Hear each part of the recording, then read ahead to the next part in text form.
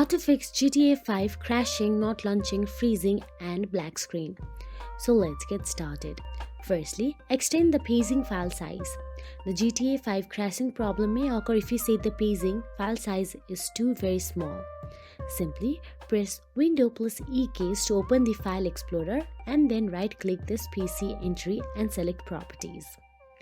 Then click on the Advanced System Settings on the left side of the window. Then go to the Advanced tab and click on the Settings button under the Performance section.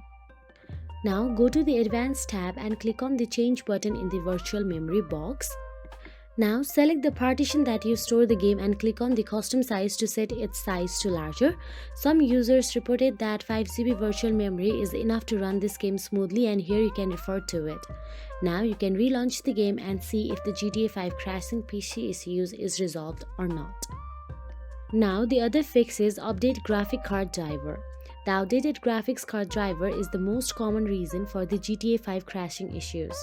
So you can try updating the graphics card driver. For that, press the Window plus the R key to open the Run dialog box and then type dev mgmt.msc in the box and hit enter.